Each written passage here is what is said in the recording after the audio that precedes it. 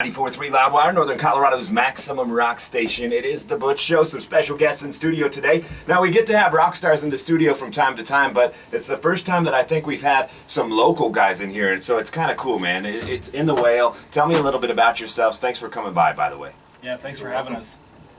Well, we were up here promoting for our CD release show that we're going to be having up in Greeley as well as Fort Collins this weekend. So Nice. When exactly? Friday, the 15th, we're going to be playing Greeley at the Moxie Theater. And then Saturday, we'll be playing Road 34 in Fort Collins. Nice. Is this the first album? no, this is going to be our second one, and this one is called Eric, and this is Eric, and I'm Nate. So we're going to be releasing a second one as well next year. But yeah, this is our second one, and it's just an EP, so it's got 3 songs on this one. Nice. So yeah. It's interesting. I've seen you guys play one time, and just watching you, the sound was just gigantic. And I mean, there's not too many two-man bands. So tell us a little bit about how you get the sound so big with just 2 of you guys. Well, it's just a few little tricks here and there, just like a split signal from his guitar into a bass amp and a guitar amp. So it sounds kind of like there's 3 guys instead of 2. We got the idea. Do you know the band Local H? Yeah, Local H. We play Local H. Yeah, we early on when I started playing guitar and stuff, I saw that he had his guitar cut into, and he actually had a bass pickup put into it, so he had 2 cables. And I thought, man, this is gonna be an easier way to do this instead of waiting to do it. So yeah, just sent 1 cable, split the signal, and used octave pedals to kind of make that lower tone. Interesting. Yeah, it took us a while, a long while, maybe a year or so. Do you know of any other bands doing it? Local H. Yeah, that's it. Besides Local H, I don't know any other bands. That's awesome that you guys have kind of pioneered something like that. That's really cool. Have you gotten recognized for that by? Not really. No. No. We need to get that recognized, man. This is people that say like, man, that's really cool, but. We've always thought that if we ever got to the point where, we get endorsements or something like that, we could do like a signature, thing, like a Nate Valdez signature or whatever. For sure. But, for now we're just, I like it. For now we're just, doing whatever. So tell me a little bit more about yourselves, about the band, how you guys got started, that sort of stuff. You go for it.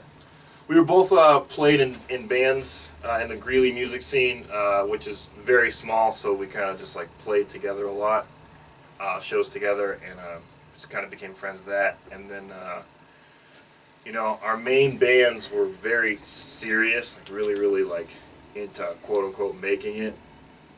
And so Nate put out this kind of solo album, and we just kind of played those songs as just sort of an escape of our main bands, kind of just let's not be so serious, let's just kind of play whatever we want to play and just remember why we love music and stuff like that. And then our main bands kind of dissolved, and so we just kind of decided, hey, let's give it a shot, let's take it serious, and while still keeping that mentality of, hey, let's make sure we have fun and play what we want, For sure. It's worked out so far. Nice. So how long have you guys been at it? It's 3 years now. About 3 years. Yeah, 3 years, and this is the most successful we've been. And you guys have gotten to play Red Rocks. You've gotten to do some cool stuff. Anything else top the list other than playing Red Rocks? That would be pretty cool. Red Rocks was awesome, but for me, being flown out by Slash's crew to go and open up for him at House of Blues in San Diego was probably badass. Pretty for badass. Sure. Yeah, I would have trouble topping that well, one myself. The best part of the story is our green room was the freight elevator, so we were sitting around with a bunch of dead cases and stuff. Nice. Yeah, it was it was really cool because Slash flew us out, but it's we're small potatoes, he's got this whole crew and contracts and stuff, and he's like a celebrity. He's not just a guy. So it's okay, you guys can't go backstage, can't do this. So our backstage was the freight elevator with all these cases, and it was pretty fun. Did he come out and watch you guys a little bit? No. He was there for I guess sound check, and then he, I guess, as is tradition with rock and roll legend Hall of Famers, they take you back to the hotel. Oh, okay. 5 minutes before your set, I guess everyone was buzzing with the radios, he's in the building now. So it's okay. Yep. It was really fun. We got to meet him for about a minute during the sound check, but he had the top hat, the sunglasses, and the cigar. And then like a V-neck shirt and pajama pants. Like just stepped off the bus, but he's still the icon. He's still for Slash. sure. Never takes the hat off. That's awesome. Yeah, it was That's really awesome. So before I let you go, though, you guys are Yeah. gonna play some songs. But tell me a little bit about for people that haven't heard you guys. Tell me about your sound. What do you guys compare yourselves to? What do you call yourselves? Where do you put yourselves musically? I compare it to. I said the easiest way is to say Queens of the Stone Age meets the White Stripes.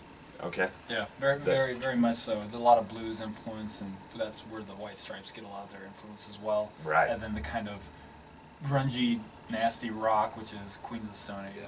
My intern, who's a musician as well, Romero, we were listening to your stuff the other day when I told him you were coming in, and I played him the song Heels that you guys have Oh. on YouTube, and instantly, first thing that came out of his mouth was White Stripes. So Yeah. definitely hear that influence in you guys' music. So Very cool. am I right in saying, I think your manager said you've never played acoustic before? Is this a first? Yeah, it's kind of like not something we really do. I mean, we kind of started out that way, but it's none of the songs that we started out with we play. Okay. So It feels to me. It feels like doing acoustic versions of songs not a lot of people already don't know. Kind of is sort of obsolete. Right.